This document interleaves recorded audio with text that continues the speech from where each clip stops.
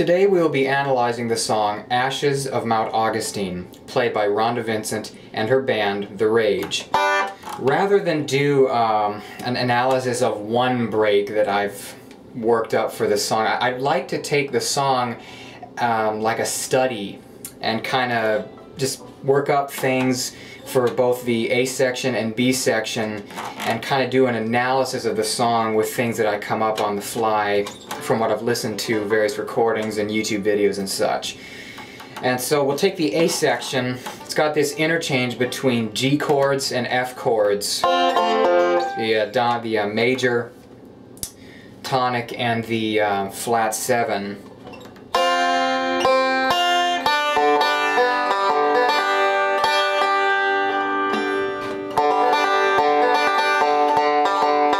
Well, first let's get in tune. You have the 4th string, D.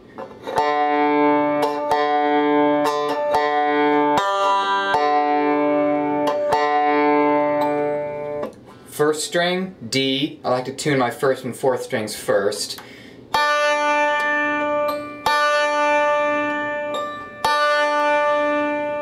Third string, G note.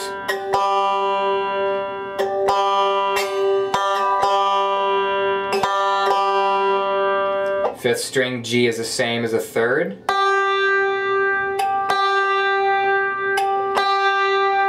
And then the hardest string to tune, B, the 2nd string.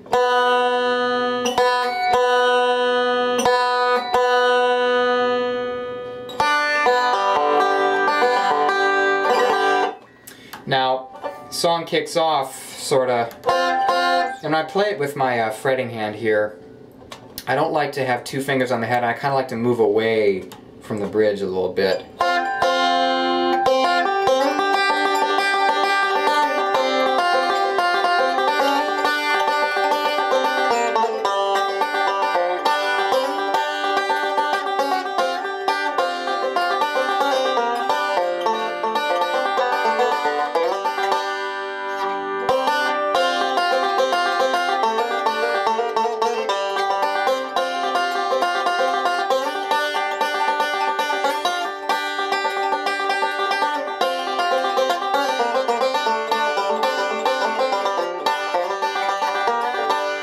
That's just something I can't with on the fly. Now, I was alternating, just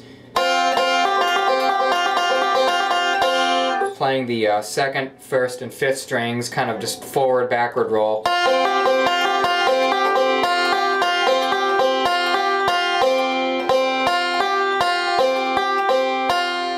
And kind of just kicking off where she does. Now, mandolin is...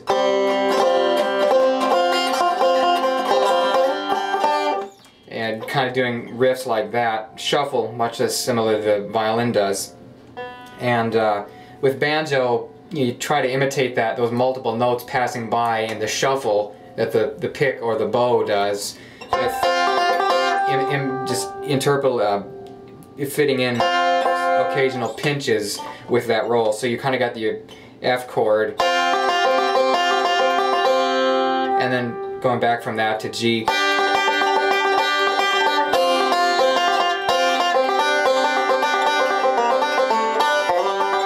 The whole song can be played with roll and just kind of idling, and you can actually seem like you know it when you really don't. It's kind of one of those bluegrass songs, kind of like Foggy Mountain Breakdown and Blackjack and Jesse James, where you can kind of play it and your break, even if you don't know the song, will sound like a variation of the song. It's kind of a safe bluegrass tune. That's why I like it. And so she starts off, back to the A section, starts off with this slide, C note to D note.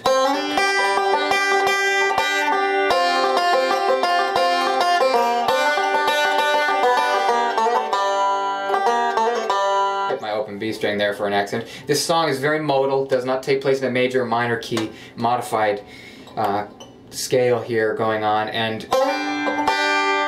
so we got this slide. Now, to add something interesting, what I'm thinking of right now is do a backwards slide. And use that forward roll and work it until you can return to the 2nd string where you can slide down the beat before the F chord. So, you know, just work that forward roll so you can get it to that point. I had to pause there because I doubled the finger, but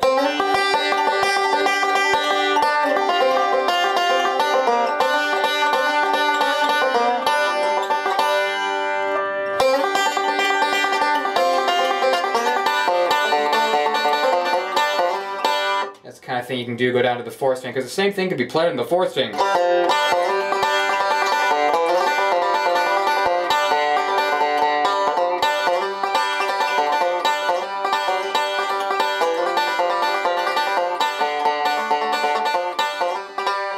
So I mean, that's another break that you could, on your second break, take and play the melody.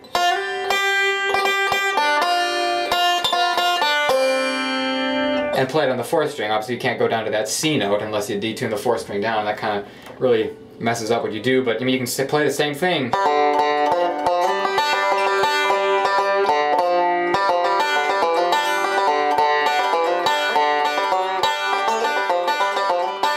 And obviously make sure your thumb pick would accent that notes so that you could distinguish it from the regular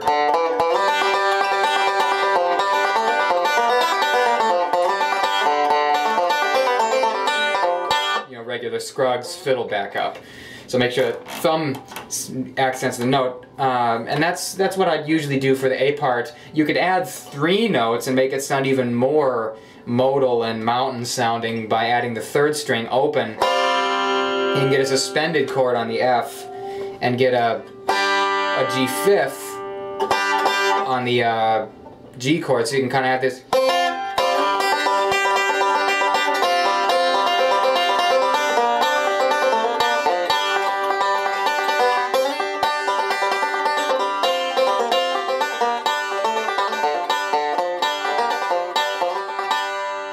And now, moving on to the B part here, we have this kind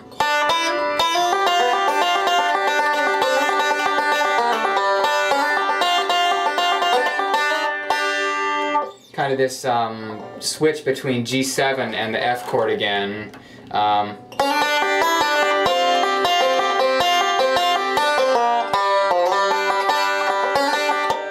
Excuse me.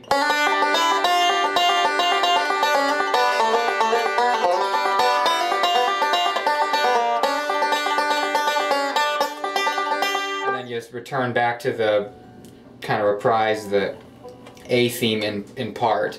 What I like to do for that transition, she plays these 3 notes, and you can single string that, much like Don Reno. And kind of get some things. I'm not particularly into that. I tend to like the more hard driving, more meat you can get out of the banjo, the better. And to that end, I would typically do more Scruggs kind of things, like lead into the D note, this part of it, hammer, that's where your E note is. So that, she's doing the shuffle.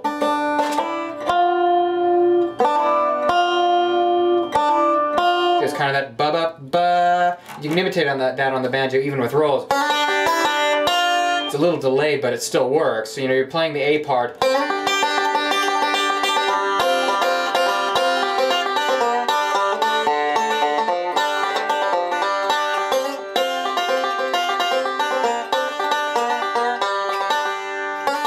I totally missed my part, but back to the B part.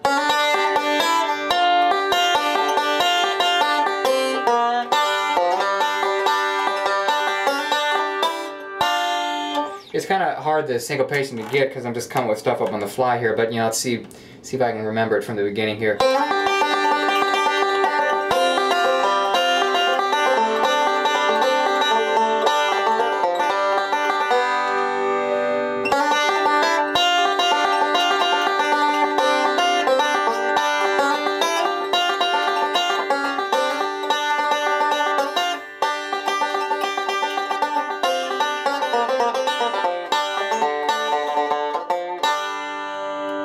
So you have that.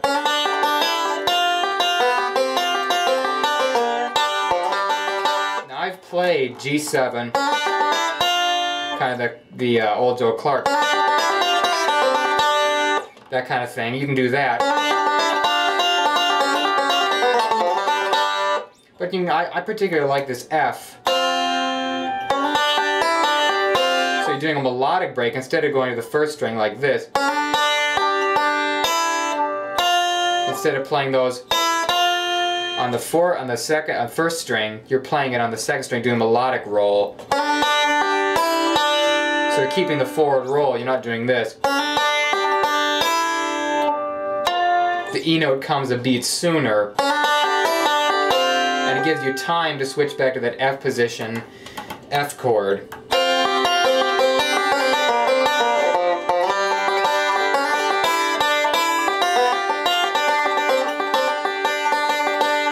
So we got...